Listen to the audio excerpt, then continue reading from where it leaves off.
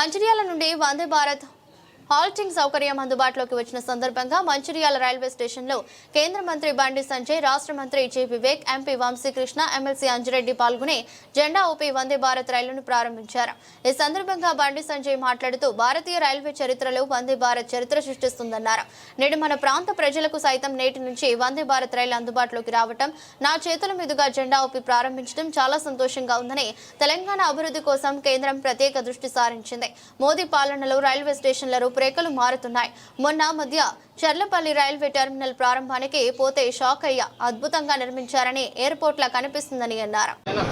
గత 2 సంవత్సరాలకెళ్ళి ఏదైతే request ఉండేనో railway stoppage request గురించి,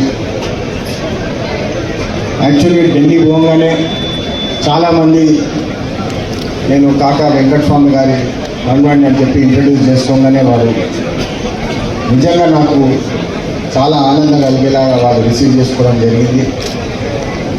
మరి అందరూ గుర్తు చేసుకున్నారు, కాకా గారు ఎట్లయితే పెద్దపల్లికి సేవలు అందించారు, అదేవిధంగా నాకు ఆశీర్వాదం ఇచ్చి మీరందరూ నాకు పార్లమెంట్ పంపితే, వివేక్ గారు అప్పుడు ఎంపీ ఉన్నప్పుడు అనేక ప్రయత్నాలు చేసి అజ్నీ ఎక్స్ప్రెస్ కానివ్వండి, అనేక రైల్వే హాల్ట్ వేపించి మరి ఇక్కడ అభివృద్ధికి ఫౌండేషన్ చేసినారు. మరి నువ్వు కూడా అదేవిధంగా రైల్వే స్టాపేజ్ మీద పనిచేయాలి. ఎందుకంటే రైల్వే కనెక్టివిటీ అనేది డెవలప్మెంట్కి ఒక ఫౌండేషన్ స్లాబ్ వేసినట్టు.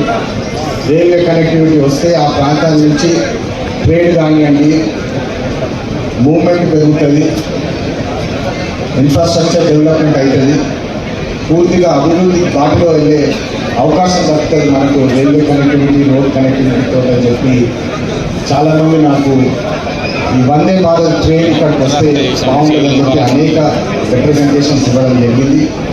మీ అందరు చూసినారు. నాకు రైల్వే బడ్జెట్ మీద మాట్లాడడానికి అవకాశం వచ్చిన ఫస్ట్ స్పీచ్లోనే రామగుండము, మంచిర్యాల, పెద్దపల్లి డిస్ట్రిక్ట్, మంచిర్యాల డిస్ట్రిక్ట్లో 2 స్టాప్లు కావాలని చెప్పి అప్పుడు రైల్వే బడ్జెట్ మీద కూడా మాట్లాడడం జరిగింది. మీ అందరూ తెలుసు, మన దగ్గర కోల్ మైన్స్ ఎక్కువ ఉంటాయి, కోల్ వర్కర్లు ఎక్కువ ఉంటారు. మనము రైల్వే శాఖకి ఇచ్చే కాంట్రిబ్యూషన్ దాదాపు 10,000 కోట్ల పైన ఉంటుందని చెప్పి ఈ సందర్భంగా అందరికీ గుర్తు చేస్తున్నాను. మంత్రి గారు కూడా ఉన్నారు. మా ప్రాంతం నుంచి సింగరేణి సంస్థ ఏదైతున్నదో freight point of view railway బడ్జెట్కి నేను కాంట్రిబ్యూట్ చేసేది 10,000 కోట్లు అని చెప్పి ఈ సందర్భంగా మీ అందరి ముందు గర్వంగా తెలియజేస్తున్నాను. ఇక్కడ ఇబ్బంది పెట్టకుండా, వేరే దృష్టికోణం చూడకుండా మనం చేసే ప్రయత్నం చేస్తున్నాం. వందే భారత్ ఎక్స్ప్రెస్ కూడా మనం ఈరోజు ఇక్కడ స్టాపేజ్ మనం ఇచ్చినాం. ఎందుకంటే రైల్వే గతంలో అనేక నష్టాలు ఉన్న రైల్వే శాఖ, మన రైల్వే శాఖ లాభాల్లో ఉందంటే ఒక ప్లాన్ ప్రకారం రాజకీయ ఒత్తిళ్లకు తలగకుండా, స్వార్థానికి పోకుండా, రాజకీయ ఆలోచనలు చూడకుండా ఇవాళ మనం స్టాపేజ్ ఇస్తున్నాం. ఒక్క స్టాపేజ్ ఇస్తే అక్కడ పబ్లిక్ ప్యాసింజర్స్ తేలికకుంటే రైల్వే శాఖకు నష్టం వస్తుంది. అందుకే ఏ స్టేషన్లో ఏ ట్రైన్ అవుతే ప్రజలకు ఉపయోగమో, ప్రజల నుంచి డిమాండ్ ఏంటి, ఎంతమంది ప్యాసింజర్స్ ఎక్కుతారు, అవన్నీ తెలుసుకున్న తర్వాతనే వాళ్ళు స్టాపేజ్ ఇస్తూ ఉంటాం. ఏదైనా వంశా చెప్పారు, ఇక మరి రగ్గారైతే చెవుల జోరీగా లెక్కనే వేస్తాడు. దాంతోపాటు అందుకే అవన్నీ దృష్టిలో ఉంచుకొని మనం ఈ స్టాపేజ్ ఇస్తాం మనం.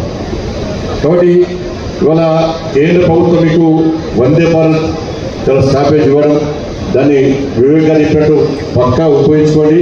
ఎందుకంటే అంటే పని లేకుండా ఎవరు పోరు, కానీ అక్కడ బస్సులో వేయడం లేకుండా వేరే రకంగా కార్లో వేయడం, బస్సు పోతే కార్లో వేయడం అందరూ కూడా వందే భారత్లో వాడుకోండి. ఒక్కసారి వందే భారత్లో పోతే మీరు ఇక్కడ నుంచి హైదరాబాద్ దాకా కార్లో అంత రిస్క్ తీసుకొని పోవాల్సిన అవసరం లేదు. కానీ వందే భారత్ మంచి ఫెసిలిటీ చాలా మంచిర్యాల ప్రజలకు ఇది కేంద్ర ప్రభుత్వం అందించిన ఒక వరంగా మీరు గుర్తించాల్సిన అవసరం ఉంది. ఇంకా ఈ రామగుండం రైల్వే స్టేషన్కు ఏ విధంగా కేంద్ర ప్రభుత్వం సహకరిస్తాం. దాంతోపాటు ఎఫ్ఓబి ఫుట్ఓవర్ బ్రిడ్జిని అతి త్వరలో 3.5 కోట్ల రూపాయలతో ఈ రామగుండం స్టేషన్లో ఫుట్ఓవర్ బ్రిడ్జి ప్రారంభించబోతున్నాం. మంచిర్యాలలో ఫుట్ఓవర్ బ్రిడ్జి 3.5 కోట్ల రూపాయలతోని అతి త్వరలోనే పనులు ప్రారంభించబోతున్నాం. అది కూడా ఈ మంచిర్యాల ప్రజలకు వాళ్ళ శుభవార్తగా ఈరోజు ప్రకటిస్తున్నాం. కాబట్టి రాబోయే రోజుల్లో కూడా ఇంకా మనం అభివృద్ధి చేసుకునే ప్రయత్నం చేద్దాం. కేంద్ర ప్రభుత్వము తెలంగాణ రాష్ట్ర అభివృద్ధికి కట్టుబడి ఉంది. నేను మళ్ళీ చెప్తున్నా. కాబట్టి గతంలో బీఆర్ఎస్ పార్టీ సహకరించకపోవడం వలన, బీఆర్ఎస్ పార్టీకి ఆలోచన లేకపోవడం వలన, బీఆర్ఎస్ పార్టీ కూడా మోడీ గారిని ప్రతిసారి తిట్టి కేంద్ర ప్రభుత్వాన్ని విమర్శించి కేవలం విమర్శలకే పరిమితం కావడం వలన తెలంగాణ రాష్ట్రం ఎంత నష్టపోయిందో తెలంగాణ సమాజం ఆలోచించే బీఆర్ఎస్ పార్టీకి గుణపాఠం చెప్పేది మాకు అభివృద్ధి కావాలని చెప్పండి. కాబట్టి ఇప్పటికైనా కూడా నేను రాష్ట్ర ప్రభుత్వానికి విజ్ఞప్తి చేస్తున్నా. మా వివేకానంద పెద్ద మనిషి, మా వివేకానంద అందరితో మాట్లాడాలి, మంత్రులతో మాట్లాడాలి, ముఖ్యమంత్రి గారితో మాట్లాడి ఆ మోడీ గారిని తిట్టుడు బంద్ చేయమని చెప్పండి, కేంద్ర ప్రభుత్వం తిట్టుడు బంద్ చేయమని చెప్పండి. నేను వివేకానందకు బీజేపీ తెలుసు, బీజేపీలో ఉండే అనేక అభివృద్ధిని చూసే ఈరోజు వారు కార్యకర్తగా ఉన్నారు. కాబట్టి బీజేపీలో ఉన్నప్పుడు కూడా ఒక క్రమశిక్షణ కార్యకర్తల కమిట్మెంట్తో ఇలా వివేకానంద పనిచేశాడు. వివేకానంద కూడా కమిట్మెంట్ ఉన్నది, ఒక కసి, ఒక పట్టుదల ఉంటుంది. కాబట్టి దాన్ని ఎవరు కూడా కాదని మనం. కాబట్టి అందరం కలిసి ఈ తెలంగాణ రాష్ట్రాన్ని అభివృద్ధి చేయాల్సిన అవసరం ఉంది. కాబట్టి ఈ మంత్రికి మన మంచిర్యాలకు స్టాపేజ్ ఇచ్చి మంచిర్యాల ప్రజల యొక్క కోరికలు తీర్చినటువంటి నరేంద్ర మోడీ గారికి, రైల్వే శాఖ మంత్రి అశ్విని వైష్ణవ్ గారికి హృదయపూర్వక కృతజ్ఞతలు తెలియజేస్తూ, అదేవిధంగా ఎఫ్ఓపి కూడా ఈరోజు శాంక్షన్ చేస్తూ తప్పకుండా రైల్వే మినిస్టర్ మాత్రం వెంటనే మనలో మాట్లాడారు. అది కూడా శాంక్షన్ చేసి అది కూడా త్వరలో ప్రారంభించబోతున్నాం. కాబట్టి సరే రాబోయే రోజుల్లో కూడా ఈ రామగుండం రైల్వే స్టేషన్ను అమృత్ బార్లో పెట్టడానికి తప్పకుండా, మంచిర్యాలలో అమృత్ బార్లో పెట్టడానికి తప్పకుండా సహకరిస్తాం.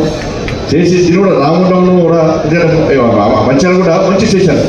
నేను ఢిల్లీ పోయేటప్పుడు ఊకే ఈ మంచిర్యాల ఆగటం, నేను ఆగితే మా మున్నరాజు వచ్చి మేము మీటింగ్లో పోతుంటే వస్తుంటే మాకు ఫుడ్ ప్యాకెట్ ఇస్తాడు, వాటర్ ప్యాకెట్ ఇస్తాడు అన్నట్టు.